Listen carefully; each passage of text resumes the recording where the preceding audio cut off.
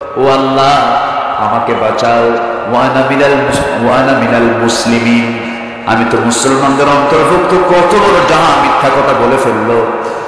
কি মিল আছে না নাই বলো? আসতে বলবেন না, আছে না নাই?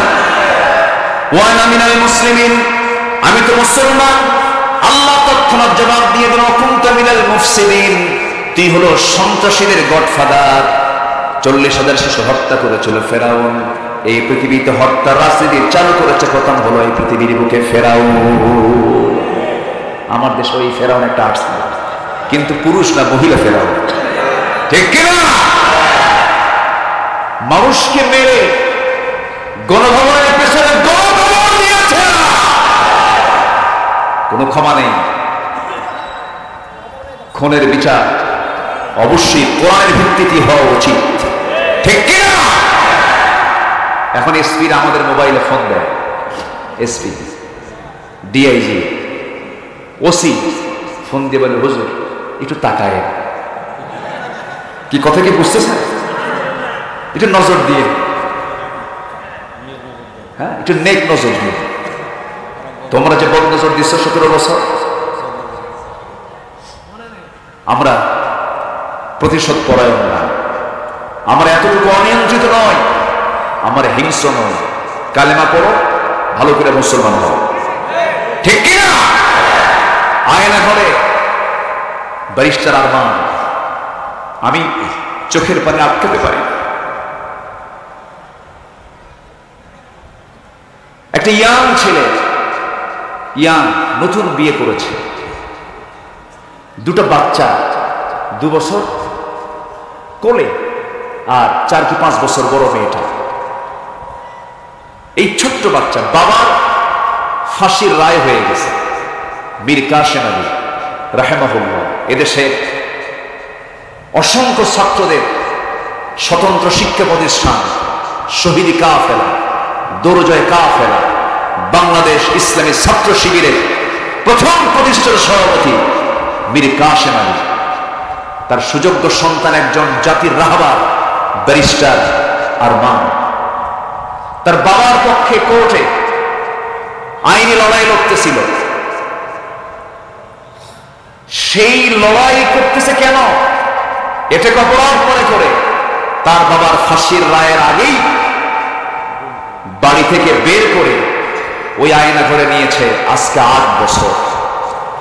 কত বছর? 5 আগস্ট পর্যন্ত 8 বছর আলো ছাড়া থেকেছে। আলো চোখে দেখে নেয়, সূর্যের আলো দেখে নাই, চোখে ছানি পড়েছে, চোখে ছানি পড়ে গেছে। যে লোকটার ওজন ছিল 80 কেজি, তার ওজন হয়ে গেছে মাত্র 35 কেজি। একটা মানুষ বাঁচে কেন? কত উচ্চ শিক্ষিত একজন এদেশের নাগরিক, সে 8 বছরে জানত না যে তার 8 বছর আগে তার বাবার ফাঁসি দেওয়া হয়েছে। যেদিন আইনা ঘর থেকে বের করা হয়েছে, সেদিন বলতেছে, ভাইজান আমি সেই দিন জানতে পেরেছি আমার 8 বছর আগে ফাঁসি দেওয়া হয়েছে। এদের এই আচরণ ফেরাউনকে হার বানায়। এদের এই আচরণ নমরুদকে হার বানিয়ে দিয়েছে। আরেকজন এদেশের সবচেয়ে মুসলিম সংগঠন, 17টি বছর সবচেয়ে বেশি দমন পীড়ন নির্যাতনের শিকার হয়েছে যে দল, সেই দলের মজলুম একজন নেতা অধ্যাপক গোলাম আজম রাহিমাহুল্লাহ, তার কলিজার টুকরা সন্তান, এদেশের সেনাবাহিনীর ইতিহাসে সর্বোচ্চ সংখ্যক রেকর্ড নাম্বার যার জীবনে কোনো ফেল নাই, উনি আমাকে বলেছেন বাধ্য হবে না। এবং সেই চুক্তির মধ্যে মুহাম্মদুর রাসূলুল্লাহ সাল্লাল্লাহু আলাইহি ওয়াসাল্লাম, রাসূলুল্লাহ শব্দটা কেটে ফেলে দেওয়া হলো। সাইয়েদনা আলী ওই সময় ছিলেন, বললেন না আমার দ্বারা রাসূলুল্লাহ শব্দ কাটা সম্ভব হবে না। রাসূল সেই সময় বললেন, আলী কোন জায়গায় শব্দটা আছে আমাকে দেখায় দাও।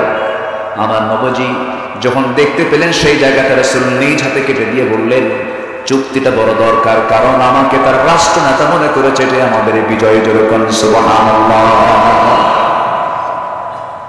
আমাকে তারা রাষ্ট্র নেতা মনে করেছে, আমি রাষ্ট্র গঠন করেছি, ক্ষুদ্র রাষ্ট্র গঠন হয়ে গেছে মদিনায়, এটা যে মেনে নিয়েছে এটাই আমাদের বিজয়। আল্লাহু আকবার।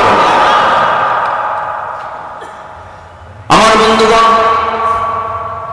আমার নবীজি দোয়া করেছেন কি?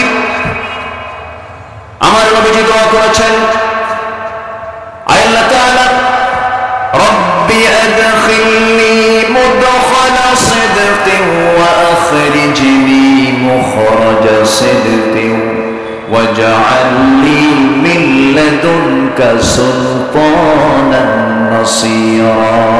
জোরে বলুন আল্লাহু আকবার। আমার নবীজি রাষ্ট্র ক্ষমতার জন্য দোয়া চেয়েছেন। নবীজি রাষ্ট্রনেতা ছিলেন, নবীজি দেশনায়ক ছিলেন, নবীজি দেশ পরিচালনা করেছেন, বিচারপতির ভূমিকা পালন করেছেন, আবার মসজিদে নববীর ইমামতির দায়িত্ব পালন করেছেন। আমরা এমন শাসক দেখতে চাই বাংলার জমিনে, যে বাইতুল মুকাররমের খতিব হবে, আবার বঙ্গভবনের সে একজন বাসিন্দা হবে। আসতে কম কেন, জোরে কম, ঠিক কিনা? বঙ্গভবন থেকে বের হবেন, বাইতুল মুকাররমের খুতবা দিবেন, আবার ওই ব্যক্তিটা আবার দেশ পরিচালনা করবেন। এমন দৃশ্য যতদিন পর্যন্ত বাংলাদেশে না দেখা হবে, ততদিন পর্যন্ত বাংলাদেশে কোনোদিন শান্তি আসতে পারে না। গত পরশুদিন ধর্ম মন্ত্রণালয় থেকে আমাকে ফোন দিয়েছে। ফোন দিয়ে বলা হলো, আপনাকে ইসলামিক ফাউন্ডেশনের পক্ষ থেকে রবিউল আউয়াল মাসে বাইতুল মুকাররমে 15 দিন 20 দিন ব্যাপী তাফসীর কি সিরাতুন নবীর মাহফিল হয়। তো বলা হচ্ছে, হুজুর আপনাকে আমন্ত্রণ জানানো হয়েছে, আপনি যে কোনো দিন একটা দিন আপনি বাইতুল মুকাররম মসজিদে সিরাত মাহফিলের প্রধান মেহমান। তো বাইতুল মুকাররমে আমি দাওয়াত পাবো, এটা তো কল্পনাতীত, কল্পনাই করা যায় না। বহু কামিল মাদ্রাসার প্রিন্সিপালরা মাহফিল করতে আমাদেরকে নেওয়ার সাহস পেত না। কামিল মাদ্রাসার প্রিন্সিপাল, ওরে বাপরে বাপ, আব্দুল আলামিনকে এই মাহফিল দাওয়াত দিলে আমার চাকরি শেষ। সেই জায়গায় বাইতুল মুকাররমে সিরাত মাহফিলে আমাদের মতো এই চেতনার যারা আছেন, ডক্টর আফম খালিদ হোসেন হাফিজাহুল্লাহ, বহু আগের থেকে তার পরিচয়। আমার একটা প্রতিষ্ঠিত মাহফিল নোয়াখালীর মুসাফুরের মাহফিল, সেই মুসাফুরের মাহফিলে উনিও গেস্ট ছিলেন, একই দিনে আমিও ছিলাম। উনি বাদে মাগরিব কথা বললেন, খুব দক্ষ আলোচক, তো ওনার আলোচনা 10টার পরে বোঝা কঠিন, অনেক গভীর পাণ্ডিত্য আল্লাহ তাআলা তাকে দান করেছেন। তো মাগরিব পর থেকে নিয়ে এশা পর্যন্ত আলোচনা করলেন। রাস্তার মাঝেই তার সঙ্গে আমার দেখা হলো, জাস্ট ক্রসিং হয়ে, এর মাঝেই কিছুক্ষণ কথা বলে নিলাম। খুব বিনয়ী মানুষ, ওনার নেতৃত্বেই এই মন্ত্রণালয়টা চলছে, একটা সংস্কার হচ্ছে মনে হয়।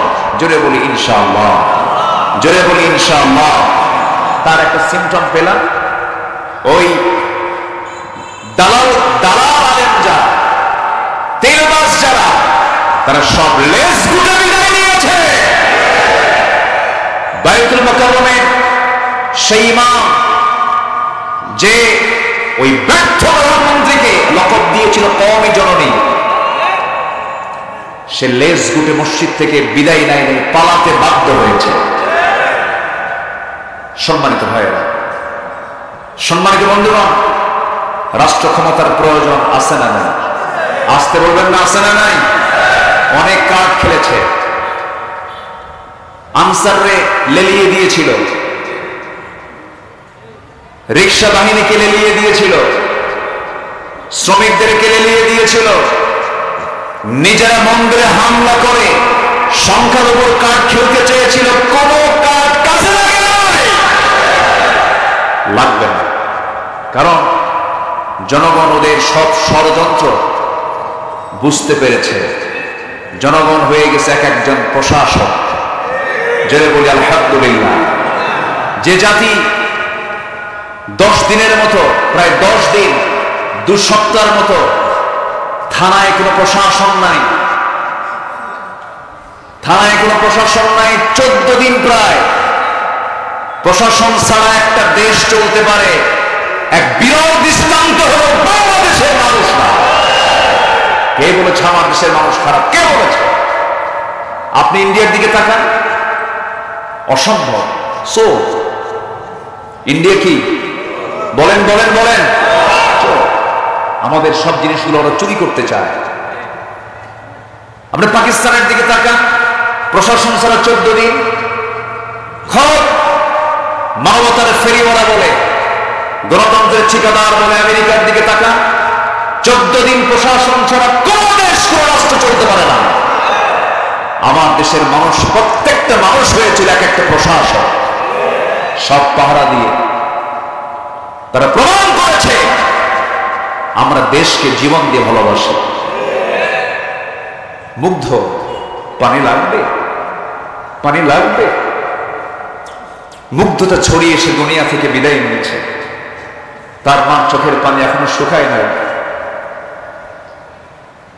সম্মানিত ভাইয়েরা, মেডিকেল কলেজে গিয়েছিলাম, হসপিটালে গিয়েছিলাম, চোখ নাই, কান নাই, পা নাই, 2টা পা চলে গেছে। লাশ গাড়ির মধ্যে তুলে গাড়িতে আগুন ধরিয়ে দিয়েছে।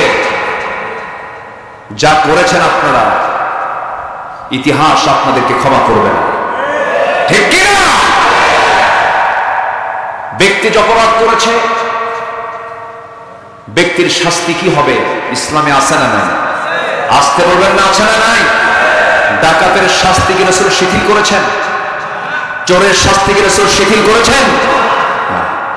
আশিদ্দাউ আলাল কুফার, আসতেছেন রুহামাউ বাইনাহুম।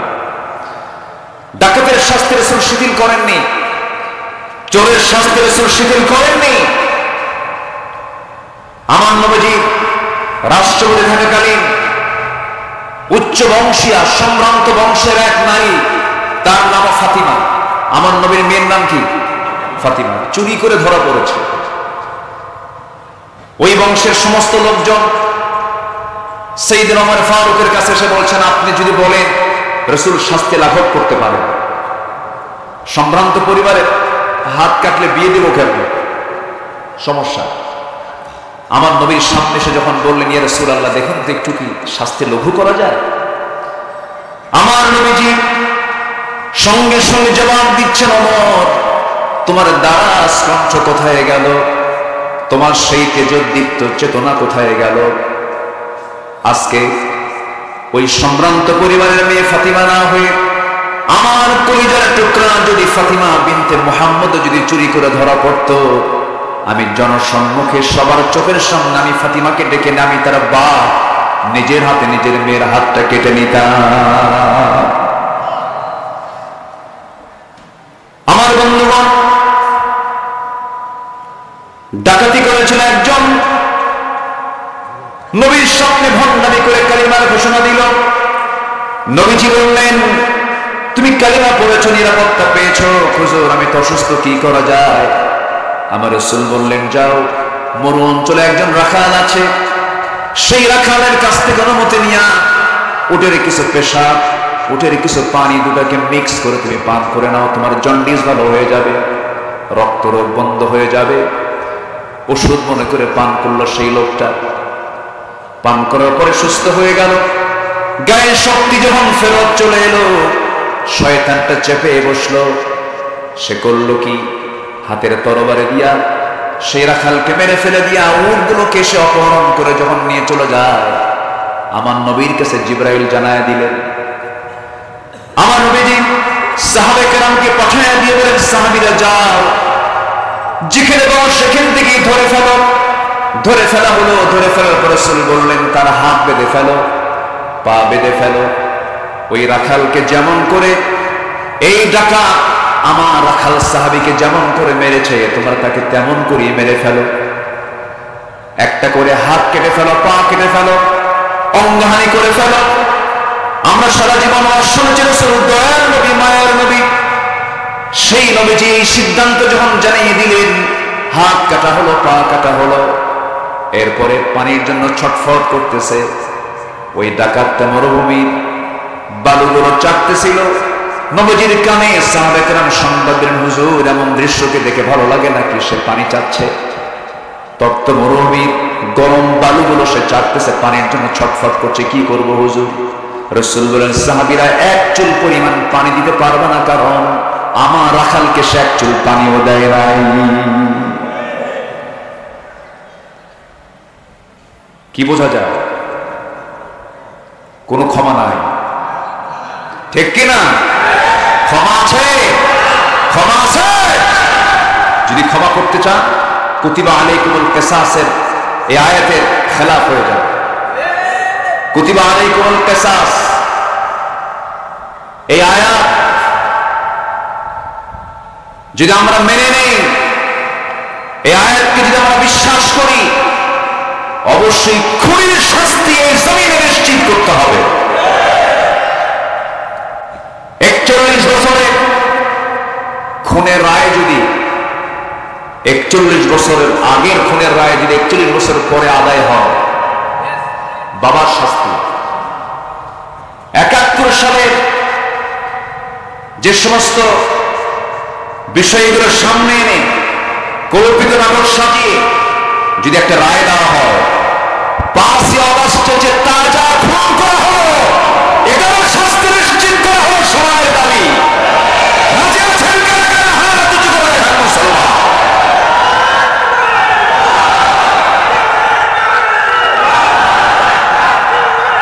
পাঁচ দিন হলে পরে ভালো হয়, একটু প্রাণ খুলে ব্যাখ্যামূলক শব্দের ব্যাখ্যা, আয়াতের ব্যাখ্যা সুন্দর করে বলা যায়, যেটা শুরু করেছিলেন আল্লামা সাইদ রাহিমাহুল্লাহ।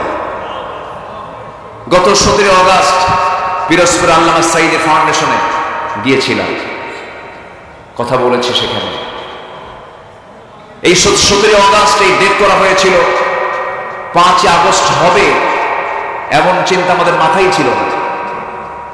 13ই জুন আমরা ঢাকার একটা বৈঠকে বসে এই সিদ্ধান্ত নিয়েছিলাম। জি, কথা বলেছিলাম 17 আগস্ট কেন, 15ই আগস্ট কার শোক দিবস? কি কথা কি বুঝতেছেন আপনারা? 15ই আগস্ট। এখন 15ই আগস্টে এর আগে যদি 14 আগস্ট শাহাদাত বরণ করেছেন আমাদের আল্লামা সাইদ রাহিমাহুল্লাহ, তারা প্রোগ্রাম হয়তো করতে দেবে না। এই জন্য আমরা ভাবলাম এনএসআই, ডিজিএফআই, ডিবি, এসবি এদের বদ নজর, কি নজর? পেট যদি হজম না হতো কি কি কি করে? বদ হজম। তো ওদের বদ নজর থেকে বাঁচার জন্য আমরা 14 তারিখের পরিবর্তে 17 তারিখে নিয়ে গেলাম।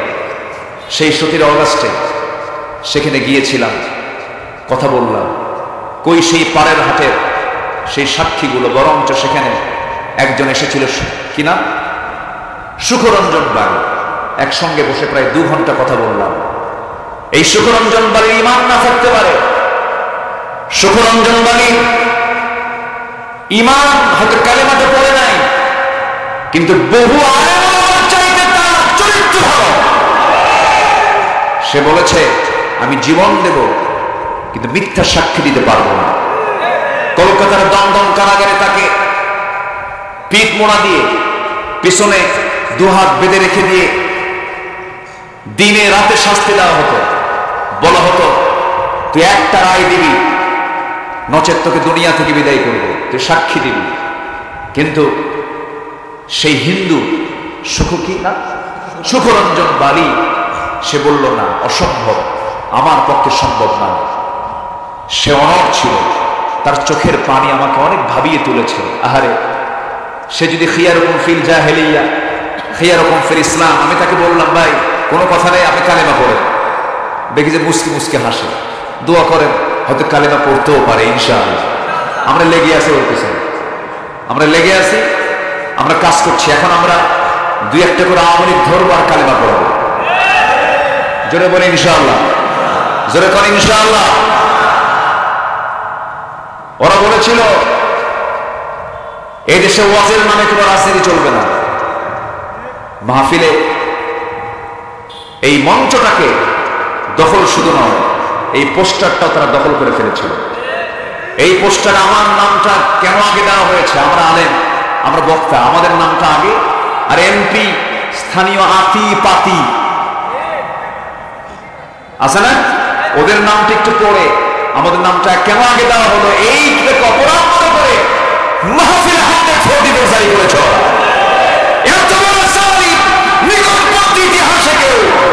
ইতিহাস সৃষ্টি করতে পারে না। ওয়াজের নামে রাজনীতি আমরা করি না, ওরা করেছে।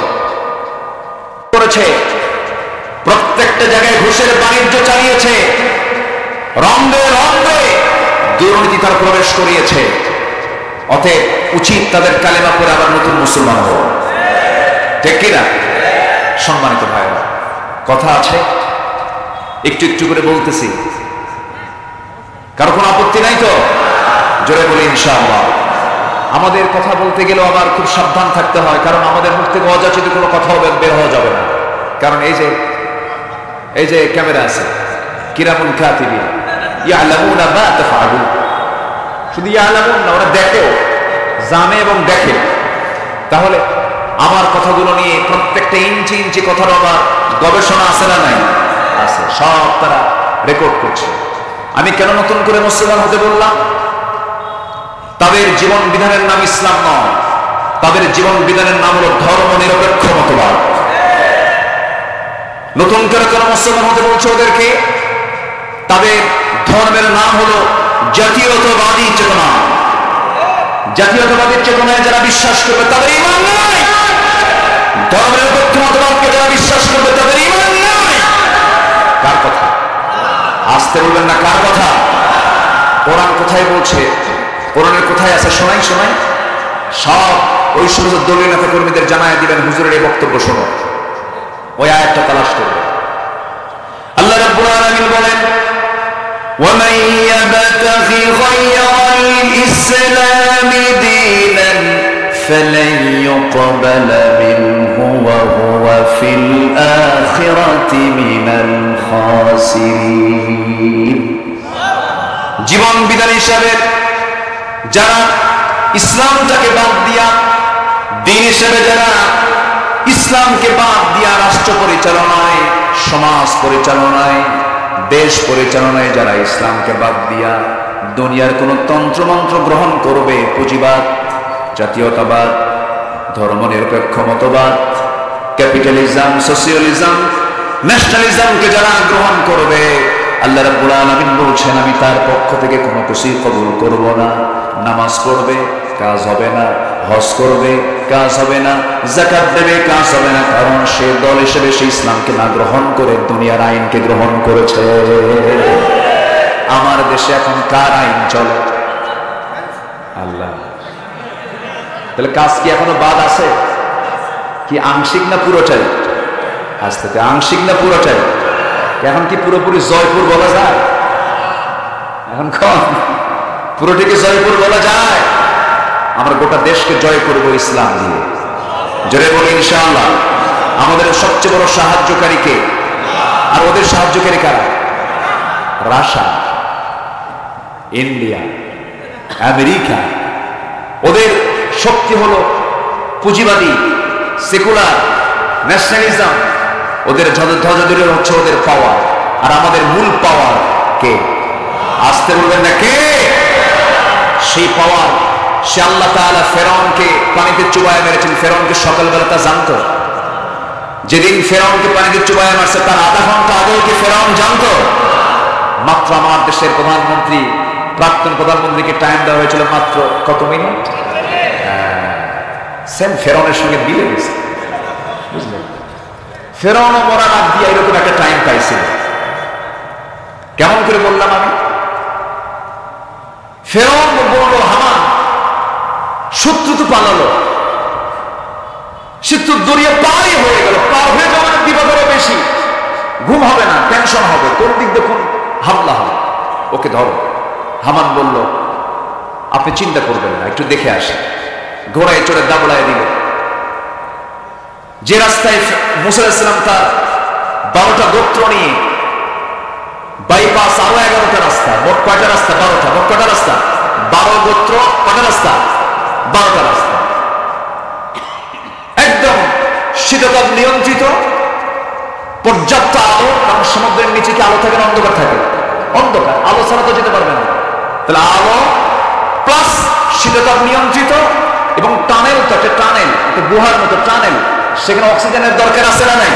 আছে। যারা সৌদি আরবে গেছেন, মক্কা হজ করতে গেছেন, বিভিন্ন পাহাড় যখন অতিক্রম করতে টানেল দিয়ে যেতে হয়, সেখানে কৃত্রিম অক্সিজেন থাকে। তো আল্লাহ তাআলা কৃত্রিম অক্সিজেন, পর্যাপ্ত আলো, শীততাপ নিয়ন্ত্রিত অবস্থা তৈরি করে 12টা রাস্তা আজ থেকে 4000 বছর আগে বানিয়েছেন ইমানদারদের জন্য। কয়টা রাস্তা? 12টা। ইমানদাররা পার হয়ে গেছে। এখন ফিরআউন ওয়া হামান, হামান কয় ফেরাউন, ওরা যেহেতু পার হলো, দেখি আমরা পার হতে পারি নাকি, ওর বাপের রাস্তা নাকি। পার হতে নিল। ফেরাউনের পার হতে কোনো সমস্যা হলো না। ফেরাউন চেক করার জন্য গেছে, এপার থেকে ওপারে চলে গেছে, আবার ওপার থেকে এপারে চলে আসছে।